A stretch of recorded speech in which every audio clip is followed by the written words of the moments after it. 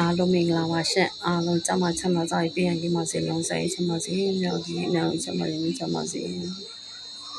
နေ့စဉ်မှာမြတ်တာပို့တယ်မြတ်တာပါကုသိုလ်များပြီးနေပါတယ်အခုကျမပြောချင်ဆိုလို့ချင်တာပေါ့နော်လူရလို့ဖြစ်လာတဲ့ဆိုရင်လောကီရောလောကုတ္တရာအကျိုးရှိပေါ့နေထိုင်တာဖို့လိုပါတယ်ပေါ့နော်မတိတူကြောတာတိတူပေါ်စားပေါ့အခုကျမကဘယ်လိုပြောမလဲဆို2015မှာရိတ်တာတရားရိတ်တာဝင်ပြီးတော့2019မှာအကြောင်းမြင်ရတယ်အဲ့ဒီအကြောင်းမြင်ကရှင်လည်းရချင်လို့ရတာလည်းမဟုတ်ကျမပေးတယ်မတွက်စားချင်ဘူးကျမတရားလုပ်တဲ့ချိန်မှာတရားစမ်းတယ်သူတို့ရဲ့အောက်တန်းစားပညာရဲ့တရားစမ်းတယ်တရားရှိမရှိစမ်းတာလားတရားမရအောင်လုပ်တာလားအဲ့လိုမျိုးအခါကျတော့ပြီးရင်ဆိုတာမျိုးကလည်းအရင်မရှိရလေတချို့ပဲတွက်စားတယ်လို့အခုကတရားထိုင်ရင်တော့ပူလိုက်အေးလေးခံစားအဲ့ဒါကိုတက်ကြီးလေးပါဖော်ပြနာလားပေါ့ဘုဂုတ်ဆရာဖျားကြီးပေါ့ဖျားရဟနာယူတိုင်တယ်တာအဲ့ရန်ကုန်ဌာနချုပ်မှာတောင်းဝင်တာရန်ကုန်ရောက်မှအကြမ်းမြင်ရတာတာရှိလိုက်မှာတော့ဝင်တယ်အဲ့အလုံး73ချိန်မြောက်ပဲဟိုအရှင်ဖျားတပည့်ရောဘာဖြစ်လဲမသိဘူးတရားထိုင်နေမျက်ရည်တွေကျအေးလေးဘူးလေးဖြစ်နေပါလေဖျားဘာဖြစ်လဲမသိဘူးဖျားလို့ကုသိုလ်မြောက်ဝီဆိုမျက်ရည်ကျတယ်အဲ့ဒီဆရာဖျားအခါကျတော့ဆရာဖျားတရားဟောတဲ့ချိန်မျက်ရည်ကျတယ်အဲ့ဒါတပည့်တော့ပြောပြပေးပါဗျာဆိုတမီးကိုအနောက်ရှက်အများကြီးအနောက်ရှက်တရားလုပ်တဲ့နေရာမှာဥပမာတင်တရားစခန်းသွားတော့မယ်လူတဲ့လူရှိရမလို့တဲ့ရှိရပြောတယ်ပြောလိုက်လို့ရှင်တချို့တော့ဝမ်းသာတယ်တချို့ကတော့မနာလို့ပြီးတော့တိုက်တာပေါ့ကိုထမင်းကိုဆိုင်ကိုငယ်ကိုရှာပတ်စံကုန်ခံပြီးတော့သူမလွတ်တဲ့အွန်လိုင်းဆိုင်နဲ့လုတ်ခိုင်းတရားမရအောင်အစီအစဉ်ပြတ်အောင်ဒါမျိုးတွေပေါ့အခုကျမတလားအတိတ်ဌာနနောက်မြောက်ဦးဆရာတော်တောင်းမယ်ဆိုပြီးတော့ပုတ်ပင်ချိတ်ထားတာပေါ့အဲ့ခါကျတော့အဲ့ဟာမတော်လိုက်ရအောင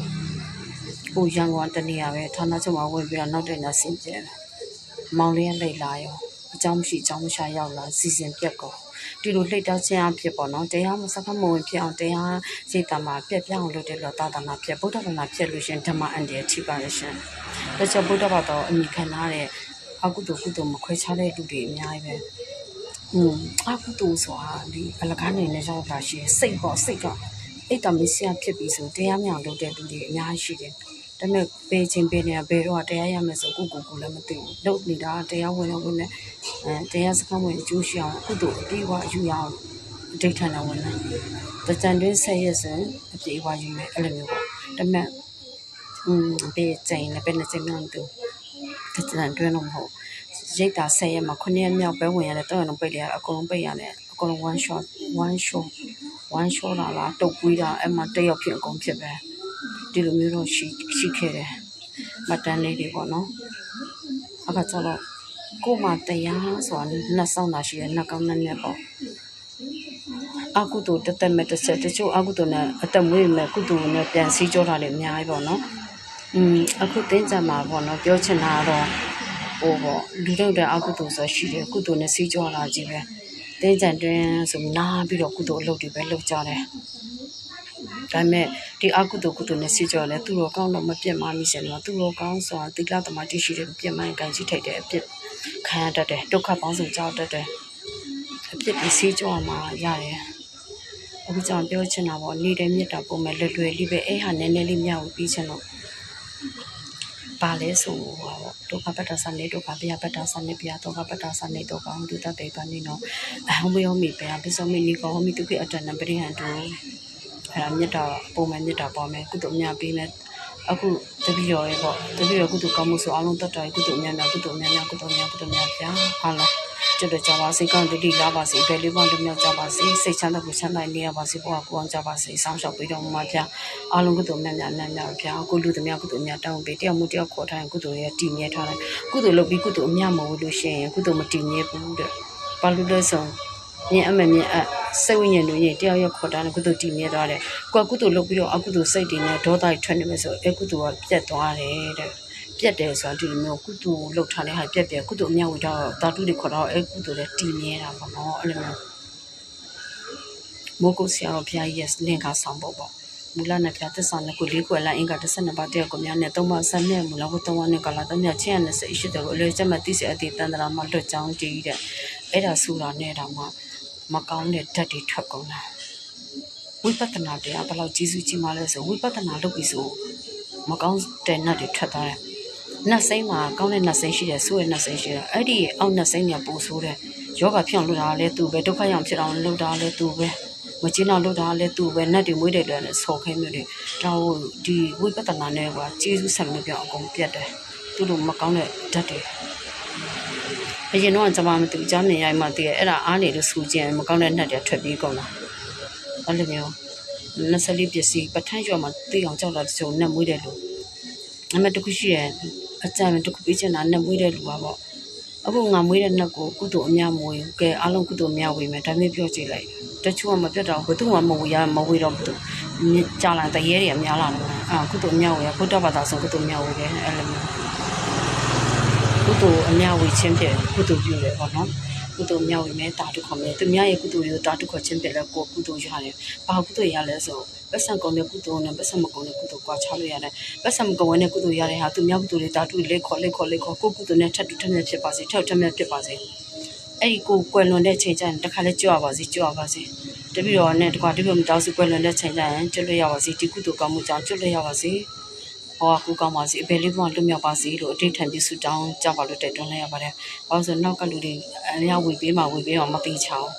ကိုမှသားသမီးရှိတာတော့မှမသိချဘူးတယောက်တည်းမှပုံဆိုသေးတယ်အဲ့လိုမျိုးပေါ့နော်။ကျမကုသိုလ်အများဝေကြပါလို့လည်းတိုက်တွန်းလိုက်ရပါတယ်။အခုကျမရဲ့နိစ္စရာဆွေမျိုးတွေရောအသိဝင်တငယ်ချင်းတွေရောအခုသူများတွေအိမ်မက်လာပေးတာဆိုရင်တချို့ကုသိုလ်များဝေရတယ်အခုကကျမကျတော့တည့်ရိပ်စိတ်ဝိညာဉ်နဲ့စကားပြောတယ်ဒီ Facebook မှာကြည့်လေဒီတယောက်တည်သွားလဲကင်လိုက်တာနဲ့ကုသိုလ်အများဝေပြီးအော်တယ်လို့ရှိရင်ကုသိုလ်အများမွေးနဲ့အော်တာရှိလက်နဲ့ထိတာဒါရဲအဲ့လိုဖြစ်နေအခုအောပင်လေးနဲ့ထိရမှာကဲစနေလက်နဲ့ထိတာတည်တဲ့လူတယောက်တိမသိဓာတ်ထိသွားတာသူကိုကြွချွာတည်မှန်းတည်တဲ့လူကကင်လို့မရတော့ဘူးအဲ့လိုမျိုးတနာဖို့ကောင်းတယ်အခုရှိတယ်ဓမ္မတိတဲ့ဓမ္မမိတ်ဆွေပေါ့နော်ဓမ္မမိတ်ဆွေတွေဒီတက်ချလိုက်ပဲဓမ္မမိတ်ဆွေတော်ခင်နဲ့တည်တာမတည်လဲခုညဖိတ်စာသူများအကောင့်နဲ့ဖလဲရအန်အောနေတော်ခင်ဘာလို့လဲဘာနဲ့တည်တော်မတည်နေမကောင်းတာလည်းမတည်လဲဘူးလုံးငယ်နဲ့ကြောင်းဆိုင်ကုသိုလ်များနော်အချမ်းဆိုင်ငင်းချမ်းဆိုင်နေရပါစေအများဆုံးကျွတ်ပါစေတမျိုးပဲပြောတယ်ကျွတ်အရင်ဆုံးအဲ့လိုကုသိုလ်မြောက်ရေးကျောင်းမှာမစီဆန်းတာပါစေစကားတစ်ခါပြောရတာဒီနှစ်တကြံမှာဆိုတွေ့နေကြမှာတွေ့ရတော့ပေါ့နော်တအားရင်းနေတယ်တကယ်အခုတင်းကြမှာကုသိုလ်လုပ်တဲ့အချိန်ကျရင်လို့ကျမသိတဲ့ဟာလေးတို့စိတ်ဝိညာဉ်လူဝိညာဉ်တွေပင်ဖိုက်ပါတယ်လို့ကုသိုလ်များပေးမဲ့တာဒုက္ခကြောင့်ပါရိတ်တော်လည်းကြွားလာလို့ရတယ်ကုသိုလ်ယူမယ်ဘဝကုကောင်းမကူရသေးဘူးတေးပြီးစားတလားနလားတနေ့ဆိုကုသိုလ်ကောင်းကောင်းယူလို့ရသေးတယ်ကုသိုလ်ဆက်လို့ရသေးတယ်စမတက်နေပြီကုသိုလ်ဆက်ပေးမယ်အားလုံးပေါ်ဓမ္မမိတ်ဆွေတော်သိန်းရွှေရှိတယ်အိတ်တရားစခန်းပဲတော်ချစ်စိန်ရှိတယ်တော်ချစ်စိန်တို့လည်းအေးစီပဲတရဏဂုံတည်တော်ပြီလေတရားနဲ့တည်တော်တဲ့ဆံဘဝကုကောင်းဖို့လည်းနောက်ကပင့်ပေးရမှာပေါ့အများကြီးဒါကျမဓမ္မမိတ်ဆွေအားလုံးကုသိုလ်များပြအားလုံးကြွလို့ကြပါစေဘာကူမစေပေလေးပေါင်းလွတ်မြောက်ပါစေကျမတို့တရားထုတ်တယ်ဆိုပေလေးကလွတ်မြောက်ပါပါပဲရှင်အခုအတိကပြောချင်တာလုံးတေသူတွေကျွတ်လို့ဖို့ဖားတွေလူတိုင်းရလဲပရိခရရှိပါသင်္ကန်းလူပါမယ်ရီလူပါမယ်ဆွန်းလူပါမယ်ကြောင်စေးသင်္ကန်းပေါ့နော်အဲ့ဒါလူမယ်ရိတ်တာမှလူမယ်ပဲအဲ့အများဆုံးကျွတ်လို့ပါတယ်ဘာလို့ဆိုကျွတ်တဲ့အလူမျိုးသင်္ကန်းမှာထိရောက်တယ်လူတီတွေတက်လည်းထိရောက်တယ်လူရှင်တွေတက်လည်းထိရောက်တယ်သင်္ကန်းလူချင်းပြလည်းစမ်းမကြီးလည်းကောင်းတယ်ဘာလဲမျိုးပေါ့နော်ပြောပြချင်တယ်တချို့သင်္ကန်းလူမှာဒါအကြောင်းလေးကြအဲ့ဒီသင်္ကန်းလူမှာကြောက်တဲ့လူမျိုးဘာကိုခေါ်လဲဆိုဆုံးလူမျိုးခေါ်တယ်ဆုံးပညာတွေအခုအရင်လက်ထက်ကလည်းကြောင်းပြီးတော့ငငယ်လေးကတန်းနဲ့သူများပြောတယ်အသင်္ကန်းနဲ့တွေ့လို့ရှိရင်အဲ့ဒီဆုံးပညာတွေဒါကြောက်တယ်တဲ့သင်္ကန်းဒါကြောက်တာလေအဲ့ဆုံးပညာတွေကဆုံးနေသင်္ကန်းကိုကြောက်တယ်တီလာသမားတိရှိတဲ့ဟိုဝတ်ထားတဲ့သင်္ကန်းဆိုပို့ဆိုတယ်ဒါပူလောင်လာလေသူတို့လိုမျိုးတယ်ပညာတွေတုံးထားတော့သူတို့လည်းပြန်ခံစားတယ်သူများဟိုယောဂရအောင်သိအောင်ယူအောင်လုပ်တဲ့လူကသူတို့ပြန်ခံစားတယ်အဲ့ဒါဟိုတချို့ကတော့တီးကြတယ်ကျွန်တော်မသိသူကြော်တော့တီးသူဖော်ဆောင်မလို့ကျွန်မလည်းငယ်ရကြည့်တာငယ်တော့ကြားပေးကြဖို့အခုကြားမြင်ရတော့ပူပြီးတီးသွားတာအခုကျွန်တော်ပြောချင်တာတကယ်လို့ပေါ့ကိုယောဂစစ်ချင်တယ်ဆိုစစ်လို့ရတယ်အာယုန်နဲ့ကြည့်ပေးတယ်အတွင်းယောဂလားပြင်ယောဂလားအဲ့ဒါဖတ်တယ်ရပဲတကယ်လို့ဘဘဘိုးအောင်ဘုံမင်းကောင်လို့နဲ့ကြည့်ရဆုံးဖတ်300ပေါ့နော်အဲ့ဒါကအဲ့ဒီအလူဝေရချင်းပြက်အလုံးကိုကုသိုလ်ပြုပေးလို့ရပါတယ်ရှင် ယောဂဆိုးတွေဆိုရင်တော့ကြည့်ပြီးတော့ယူတယ်ရှိတယ်ဘတ်9000လည်း9000 3000 1000ယောဂကျတူလမ်းလျှောက်လို့မရလို့ထားတာတွေစကားပြောလို့မရလို့ထားတယ်လက်အားပြောင်းလို့ထားတယ်လက်အားဖြစ်နေပရိတ်ကြီးတောက်ရတယ်ရွတ်လည်းရွတ်ပေးရတယ်ပွဲလည်းအပ်ပေးရတယ်အဲ့လိုမျိုးပေါ့နော်တီလာသမာဓိဆိုတာကိုယ့်ရဲ့တီလာသမာဓိယုံကြည်ကိုယ့်ကိုဘုရားစာရွတ်ကြည်တယ်အနေနဲ့အများတော့ခံတာမှာပေါ့နော်အခုကျမကအစောပိုင်းတော့ဒါကို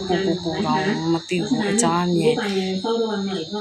ရှိနေတယ်ဆိုဆရာတော်ဘုရားမှာတောင်းခံတော့ရှင်များတပည့်တော်ဘယ်သူလုံးမှပူလိုက်တာအင်းကျဲလည်းပူလိုက်တာယောဂီကြီးပူလိုက်တာဆိုပရိတ်ရည်နဲ့ပြန်ဆေးရတယ်